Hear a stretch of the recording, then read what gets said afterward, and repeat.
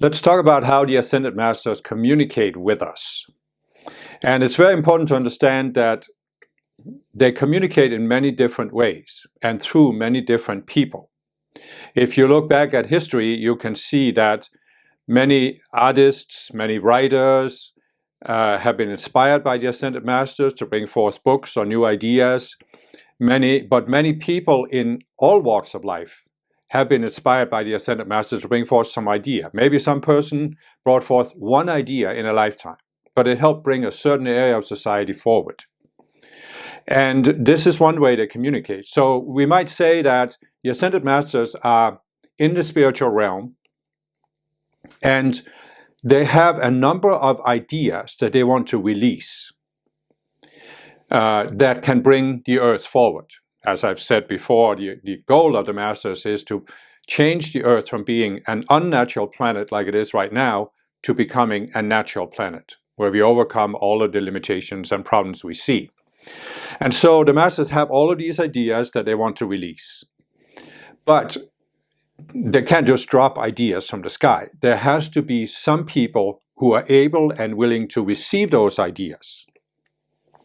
And it's not just a matter of being able to receive an idea, it's also a matter of being able to implement it. So oftentimes you see on Earth, you see that there are some people that are very open and they can receive all kinds of ideas, but they can't implement them. They can't do anything with them. So there needs to be that kind of a combination where either you can bring two people together, one who is the idea person, one who is the person to put it into action, or you can have people who attain some kind of balance between the two. They can both receive an idea and they can do something with it. So it's important, that we don't have this exclusivist view that there are only a few people who can communicate with the Ascended Masters. And this is important because, as I've said before, and as most spiritual people are aware, we are moving from what's called the age of Pisces into the age of Aquarius. And the age of Aquarius is very different from the age of Pisces. In the age of Pisces, you saw that there was a tendency for these big religions to form, or big ideologies, like communism, or even big corporations, multinational corporations that get bigger and bigger. So there is this tendency for a concentration of power in the hands of few people. And this is actually what Jesus was meant to counteract when he came 2,000 years ago. Because Jesus said one sentence that the power elite of the Jewish religion couldn't handle. He said, "The kingdom of God is within you," meaning we all have access to the Ascended Masters directly inside ourselves. We don't need anybody outside of ourselves to access the Ascended Masters. We have the potential to achieve that access within ourselves. And that is what we are meant to do. In a sense, humankind was meant to achieve that in the age of Pisces by following Jesus' example. But Christianity took Jesus' teachings and turned them into this exclusivist religion where Jesus was the only Son of God, therefore the only one who could do what Jesus did. Even though Jesus said, "He that believeth on me shall do the works that I did," right? So we were actually meant to already achieve this in the age of Pisces, but it wasn't achieved on a wide scale. It was only achieved by some people. But in the age of Aquarius, this is meant to be much more common, much more widespread. And so the Ascended Masters are in the spiritual realm. They have all of these ideas they want to release that can bring the earth forward, and they are simply looking for people who can receive the idea, who can implement it. And it's very, very likely that if you're open to this, it's part of your divine plan, part of your life plan, that you put yourself in this frame of mind where you can receive ideas from the Ascended Masters. You are simply part of this process of bringing yours forward. That's why you're a spiritual person. That's why you're even open to the existence of Ascended Masters. So this is very important to realize this. And it's not just a matter of practical inventions. It can also be ideas, all kinds of ideas in all fields of society. And there may be some people that are meant to bring forth one idea. There may be others that are meant to bring forth several ideas, maybe even many ideas. So let's put it this way. In the age of Pisces, there was this very widespread, and it's still there for many people today, of course, idea of exclusivism. Jesus was the only Son of God. Christianity is the only true religion. The Buddha was the only enlightened person, and all of this stuff. And it's very important to realize this came from the duality consciousness, ultimately from the fallen beings, because the fallen beings are the ones who want to be exclusivists. They want to be the ones who have all the power. But it did not come from the Ascended Masters. It never has come from the Ascended Masters. Why? Because, as I've said in other videos, they are one with the one mind. And when you are one with the one mind, you see the one mind in everything and in everyone. And you have no desire to be better than others. You're simply transcended that exclusivist mindset. And that's, of course, what you need to do in order to ascend. So, the Ascended Masters simply want to help raise the consciousness of individual people, those who are willing to do it, and they want to raise the earth. So it's a matter of anyone who is willing to sincerely raise their consciousness, the Ascended Masters will work with them. But what does it mean to be sincerely willing to raise your consciousness? It means you are willing to look at your psychology and resolve your psychology. Again, psychology, psychology, psychology. And then when people have raised their consciousness, the Ascended Masters are willing to work with anyone to bring forth new ideas. And it can take many, many different forms.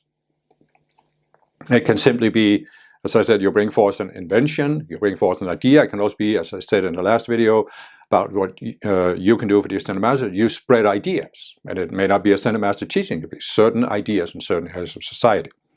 And then the Masters will work with you. When you put yourself in that position, you've resolved enough of your psychology, you can work on the creative aspect of your divine plan. The Masters will work with you. It doesn't mean that they'll communicate with you like a booming voice from heaven.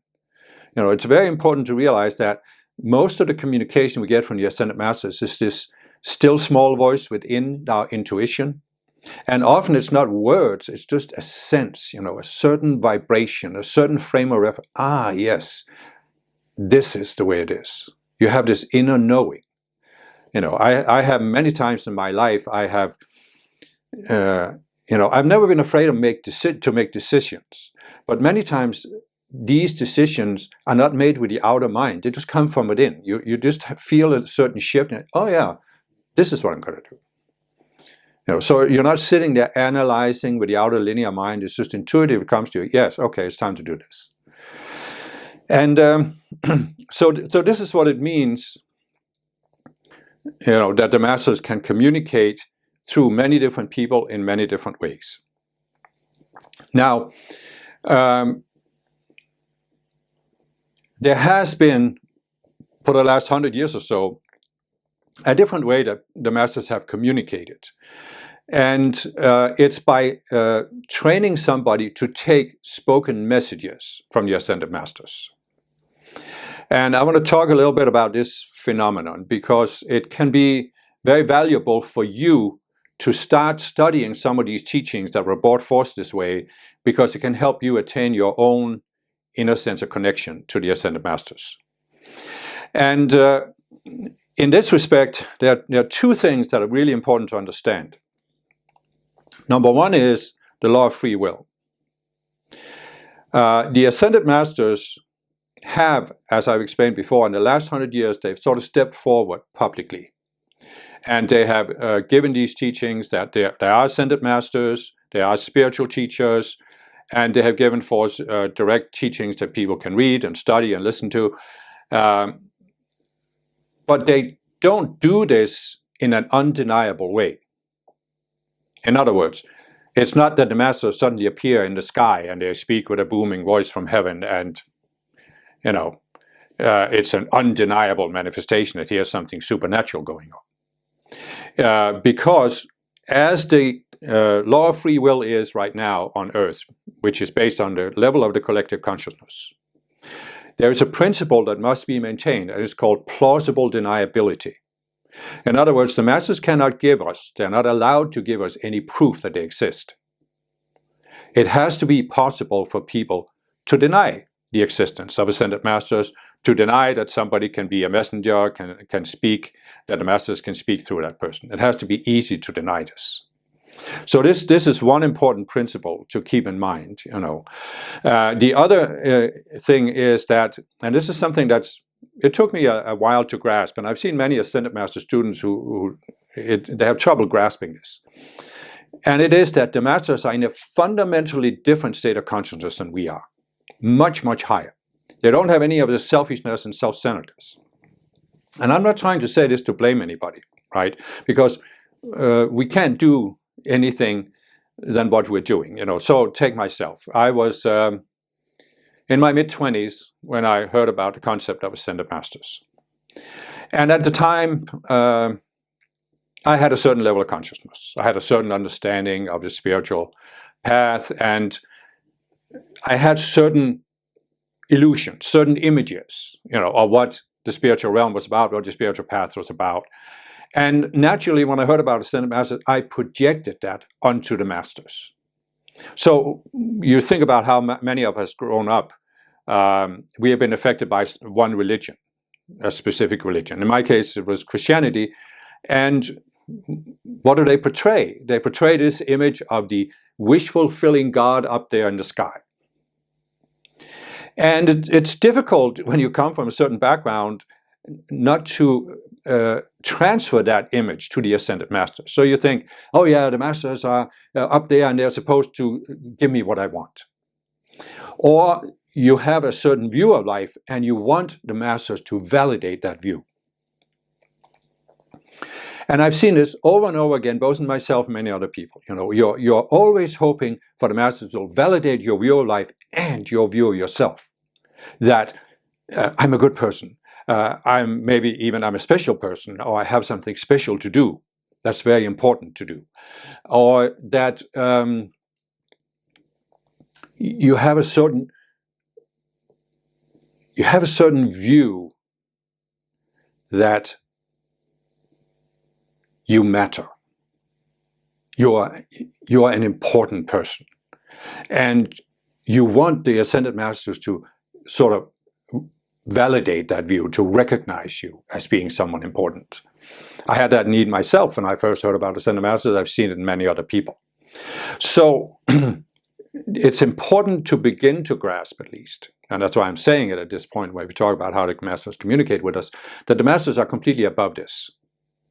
How do you ascend from Earth? By overcoming all of these human idiosyncrasies and desires and wants and mental images and all of this stuff. You simply go beyond all of it. And you connect to reality as it is, not through all these mental images. I've talked about in several of my videos, how the world works videos, including how the mind can become a closed system. So what you can say is that the entire world, planet Earth, is enveloped in this cloud, this veil of Maya, as the Buddha called it, illusion. And there are innumerable of these illusions. And it's unavoidable that as we grow up, both in this lifetime and past lifetimes, we take some of these illusions into our minds, into our emotional, mental, and identity minds. And it's also unavoidable when we hear about Ascended Masters and we grasp that they are higher authority. We want the Masters to validate these illusions that we have because we have become attached to these illusions. It's like our sense of self and our sense of how we can stand being on this planet is tied up with one or more illusions. So we want to maintain that, and we want to have the Masters validate these illusions. So it's very important to realize that the Masters are not here to validate our illusions, but to help us overcome them, to be free of the illusions. That is the goal, and that is the function of the Masters. And ask yourself a simple thing, right? Let's say that you are now an Ascended Master. You are up there, you're free, and you see how people are enveloped in these illusions here on Earth. You see this because you overcame them yourself, and you realize how much freer you became as you let go of these illusions. So here you are. You're now looking down on Earth at a certain person. I say down because they're in a higher level of vibration. But so you're looking at a specific person on Earth and saying, okay, how can I help that person? And as Ascended Master, you can see exactly what illusions that person has. And you know that the only way you can help that person is to help the person come to see the illusions, become free of them, right? But you also see that part of that person's mind, the ego, these subconscious selves, they want you as an ascended master to validate certain illusions. So how can you help that person? It's kind of a catch-22. It's kind of an enigma. It's an impossible situation. Unless the person comes to the point where he or she is willing to question at least some of these illusions and gradually start questioning more and more illusions, more and more of these separate selves, until the person can finally grasp, yes, that's what the master is here for. Now I see it. And now I'm willing to work directly with the ascended masters to have them help me question all of my illusions. So you see what I'm saying? The masters see that it's our illusions that are keeping us trapped on earth, causing us to have to re-embody again and again. And that the only way to ascend is that we question the illusions. They also see that we want them to validate our illusions, and they know they can't do that. So when they give direct teachings, they do it specifically to challenge our illusions. And there are some people that don't want their illusions challenged, and they just either ignore ascended masters or they start to argue against the existence of ascended masters or specific teachings. So I've seen many people. I've also seen people that were open to ascended masters. They came into an ascended master teaching, they studied the teaching, but then they came to a point where the masters challenged something that these people weren't willing to look at. So now all of a sudden they flipped and they became very negative towards the organization, towards the masters. They started arguing that these are just the spirits of dead people, there's no reality to it, and they can use all kinds of arguments for this. So this is another reaction. But there are also people who manage to stay in an ascended master organization for a long time, and they never quite realize what I've just said, that we have to be willing to question our illusions, that's the whole purpose of the spiritual path. So they just, when the masters say something that challenges their illusion, they just manage to ignore it, kind of push it away, and then they feel that they focused on some of the things that seems to validate their worldview. And you know, I'm not here trying to criticize anybody, I'm just giving my observations of this. But what I have also seen is that there are people, and there's a growing number of people, who have grasped what the spiritual path is about, and they have grasped what the function of the ascended masters is. That it is actually to give us teachings that can help us challenge our illusions, both at the individual level, but also about the world and how it functions. Okay. So, kind of a long detour there, but I feel it was important to explain what is the master's purpose for communicating with us more directly. So what the masters have done since the 1930s is that they have trained a few people. And they're not saying that everybody should be able to do this. Everybody can receive ideas and communicate them, but not everybody can receive this form of direct communication. So there are a few people that have been trained as to be able to take a message directly from the ascended masters and speak it. And they have traditionally been called messengers, which really is a neutral term when you think about it. You are just taking a message and passing it on. But a couple of previous ascended master organizations that had messengers, they elevated the status of messenger to almost like a godlike figure. And I don't think that's not the Aquarian way. That was the way it would be in Pisces, but not in Aquarius. It's a humble position. You're simply taking a message. And what they do when a messenger is taking a message is the messenger steps aside, but you don't go into a trance. So this is not like channeling where somebody's in a trance and there's this entity that takes over the person's minds and speaks, sometimes with a different voice or whatever. So this is not how it is when you're a messenger for the ascended masters. And the reason for this is that the masters don't violate your free will. So you as a messenger, you're not letting a master take over your mind, and the masters don't want to take over your mind. But you have been trained to go into a neutral state of mind, raise your awareness, attune to a specific master, and then the master can speak through you. But as I've explained, we have 4 levels of the mind: the identity, mental, emotional, and then the physical. So the master remains in the spiritual realm, or at least in the lower or the higher identity realm, and then speaks through your mind. So it flows through your mind, and it's affected by how your mind uses language, what kind of concepts you have, what knowledge you have, and then you speak. And it's an interesting process, and there's, if you look back at it, there's immense amount of teachings that have been brought forth in this way, through these dictations, the masters call it. They're dictating through the messenger. And I first heard about this process back in early 1980s, and I just intuitively sensed that there was something valid about it. And then when I found my second spiritual movement, they had a messenger who had been trained to give these dictations, and I was very, very inspired by these messages. I don't want to mention who it is because I'm not trying to compare myself to anybody here. I'm just, explaining the process.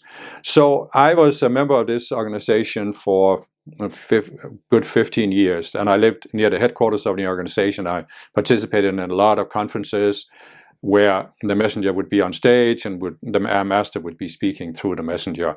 And you could, at least I could, and many other people, of course, could feel the energy of the master, the presence of an ascended master. It was higher than what the messenger could bring out on her own.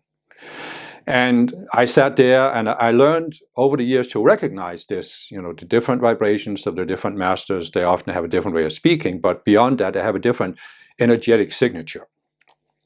So as I was sitting there for all those years, I never had any thought that I could be a messenger or that I wanted to be a messenger. It never even occurred to me.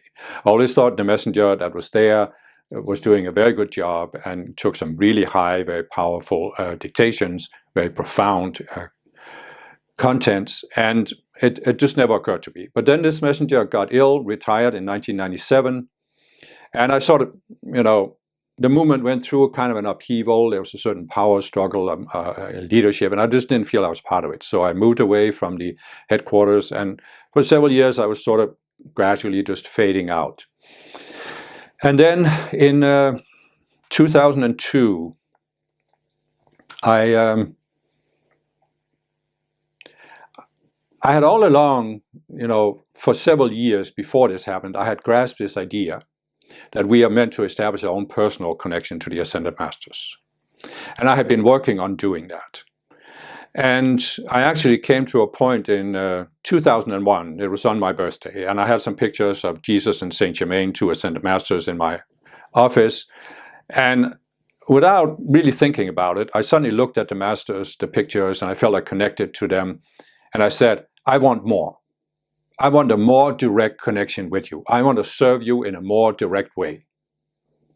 And it was just sort of a determination that came from inside, deep inside of me, and it was just spoken aloud without any forethought or analysis or anything. And so I just said it, and then nothing happened for a while. But then the following year, 2002, in August, I was sitting in my office where I was also giving these invocations and decrees, and I'd been doing some decrees, and suddenly I felt like I was taken out of my 4 lower bodies, and I saw how my approach to the spiritual path for all of these years, since I found my first spiritual movement, it was over 25 years at the time, for all of these years had been driven by a certain human ambition. As I mentioned earlier, I wanted to feel that I was doing something important on earth, that I was good enough, that I was okay to be here, that I was allowed to be here. And I wanted the masters to acknowledge my right to be here. And I saw that, it's not that I saw that it was wrong. I just saw that it was a human ambition. It was just something, and I saw the futility of it. I saw the vanity of it, how unnecessary it was. It was really not in the sense that it was wrong, but I just saw it was unnecessary. It was just like a filter that really prevented me from relating to the Ascended Masters, attuning to the Ascended Masters, because it's like everything had to be colored by this filter, which was, of course, my wound. I talk about in the Avatar invocations, how we came to Earth, we were exposed to this trauma. And this was simply my cosmic burst trauma, my primal self. I was looking at the spiritual path and the Ascended Masters through that filter of that self. And I didn't have the concept back then of this burst trauma and separate selves, but I just saw it. I saw how it had colored my view of the Ascended Masters, my entire approach to Ascended Masters. And when I saw it, it probably took some time, I don't remember, but I was probably sitting there and I was seeing this, and all of a sudden I felt like from deep within my being, something broke, something let go. I just surrendered it.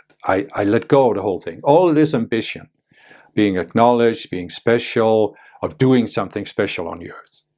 Before that, I had this very strong sense, I'm here on earth to do something. And this is typical for an avatar, as I explained in the avatar talks, that I had to do something. And I didn't know exactly what it was, but I very clearly felt I hadn't done it. I hadn't found out what it was I was here to do. And I was frustrated. And I very clearly felt there was no way I could leave Earth until I had done what I came for. It was very important for me, you know. And all of a sudden I saw this, and I saw the human ambition that was coloring it all, and I just let it go. It just evaporated. And all of a sudden I felt at peace. I just felt total peace. Like if I never accomplished anything on Earth, I could still leave. It was okay. I could leave the Earth. And I even spontaneously said, God, you can take me home right now. And I meant it. I mean, not that I was wanting to go out of embodiment. It was not like a suicidal thing. It was not like I wanted to get away from anything. It was just this peace that even if I never did anything on Earth according to my previous vision and ambition, it was okay. I could leave. I didn't have, there was nothing I had to do, was what I saw. And so I was just feeling at peace, and I was just sitting there feeling at peace. And then suddenly I felt a very, very strong presence of the Ascended Master Jesus. And I hadn't never been so connected to Jesus before, because I was more connected to Saint Germain and Mother Mary and other masters. But this was unmistakably Jesus, and I felt his presence. And it wasn't like I heard a booming voice, but the words came to me from inside, and the words were, if you don't have anything you personally want to do on Earth, are you willing to do something for me? And spontaneously, you know, again, it wasn't with the outer mind, it just came from within. Yes, I am willing. And that was the start of a process where Jesus trained me over several months. He trained me, first of all, to overcome things in my psychology and the way I looked at myself and the way I looked at service. And then I started Christmas, December 24th, 2002, I put the website online. That was my first website, called askrealjesus.com. And the website is still there, even though it's been changed to the mystical teachings of Jesus. But the idea was, in the beginning, was that people could ask questions. They could submit questions to the website, and then Jesus would answer these questions through me. And the way he did it in the beginning was that I would write it down. I would just simply, well, actually, sometimes I would write it, and sometimes I would speak it into my computer. I had, at the time, I had this voice recognition software, so that it would turn into text as I was speaking it. So, and interestingly enough, the website fairly quickly got the attention from people, and they started asking more and more questions, and gradually over the next few years it built up to quite a number of questions. If you go on to there today, you'll see there are over 1,000 questions, probably more by now, that people have asked and gotten answered, either by Jesus or the Ascended Masters. So in the beginning there, I didn't see myself as a messenger, because I came from my second spiritual movement, where the messenger was just high and mighty position that I really didn't consider myself ready for. So after having done the Ask Real Jesus website for a couple of years, I started realizing that masters wanted to do more through me.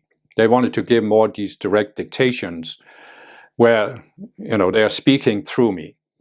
And they wanted to do it also in front of groups of people. So they trained me to do this over time, and I started, first 25 people, then, gradually growing to bigger numbers, but never really big numbers or anything.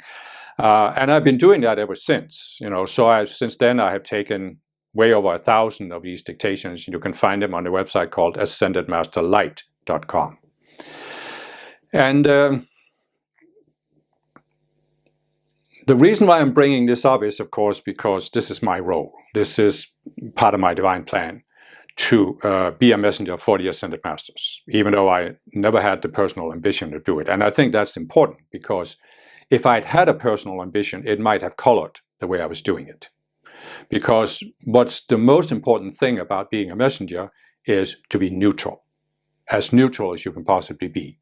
There are certain things that are more difficult to be neutral about, because as we grow up in a certain culture, we take in certain ideas, certain concepts, and a certain way of using language. So obviously, I speak a certain way, I have certain concepts that I'm familiar with, and that will color the message somehow.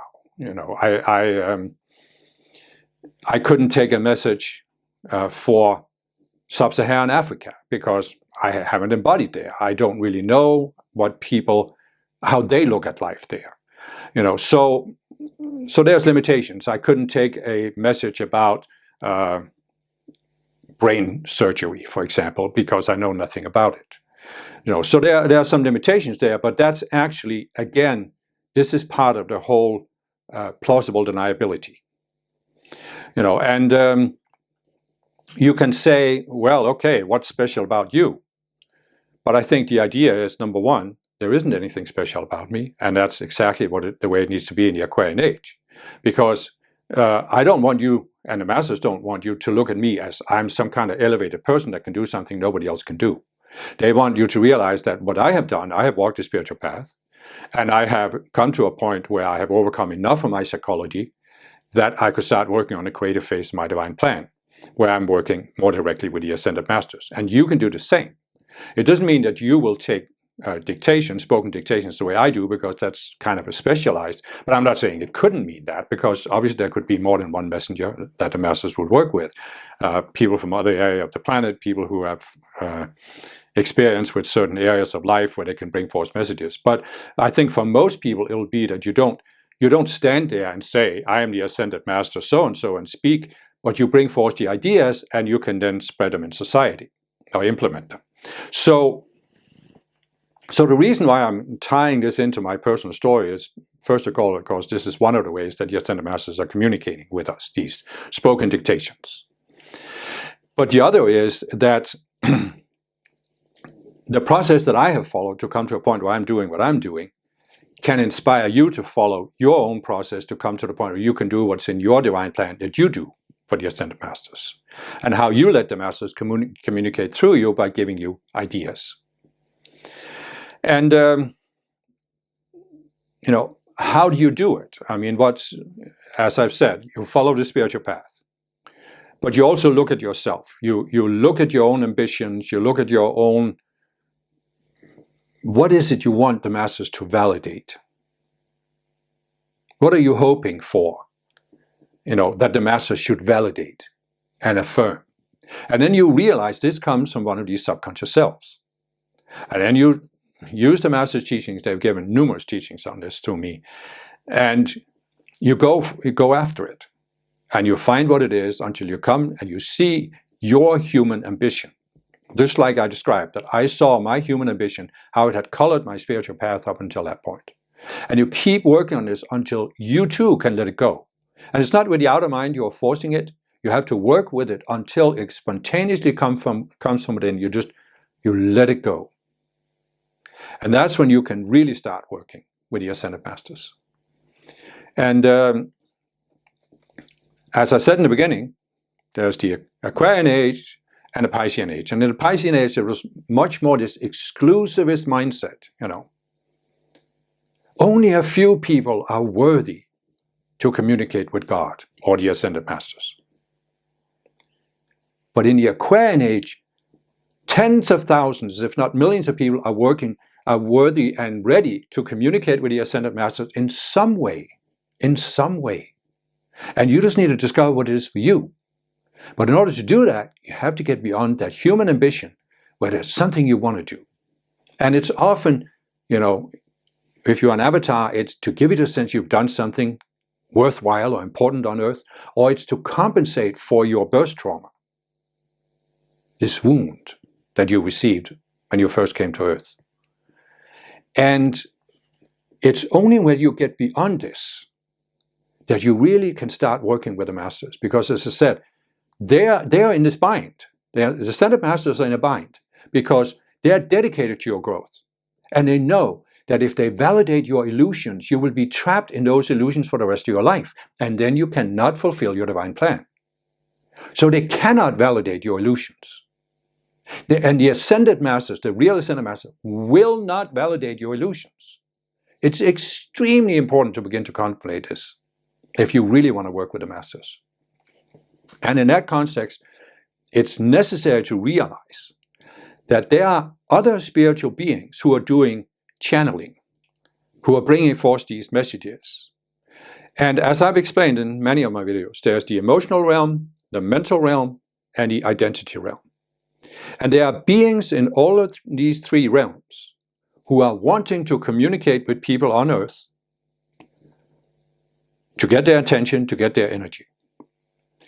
And it's not that all of these beings are malicious. Some are Ma. Some are Ma, as I said, fallen beings in those realms that directly want to deceive people. But some of these are relatively benign. They don't want to hurt people. But there's a reason why they're, for example, in the emotional level or in the mental level. They haven't risen above that level. So they have a limited perspective. And that means that, ask yourself this simple question. Can a spiritual teacher take me higher than his or her own level of consciousness? So if you have a being in the mental realm that's channeling through a certain person, and you can see some channelings out there that are clearly mental, they're very intellectual, and they can seem like very sophisticated teachings, but they are at the very intellectual level. So let's say you have this being in the mental realm that's channeling through this person. Can that being help you rise above the mental realm? And that's the difference between such beings and the Ascended Masters, because the Ascended Masters, they have ascended. They have risen to the spiritual realm. And they can help you rise to that level as well. But a being in the mental realm can't.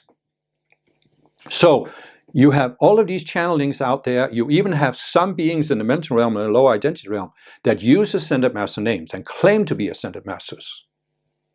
They are imposters. There's an entire false hierarchy of these beings. And you take somebody who's using a neutral name, or they're saying they're from some other star system or planetary system. I don't have a problem with that as such, because that's honest. They are just saying this. But you have a being in the mental realm who is using an Ascended Master name and claiming to be an Ascended Master. That's dishonest. Because the Ascended Masters are in the Ascended realm, in the spiritual realm. So what is important to contemplate with this is that, as I said, you have the human ambition, the outer ambition, and you have the higher aspects of your divine plan. And if you don't overcome the human ambition, you can get stuck there for the rest of your lifetime, and you can't fulfill your divine plan.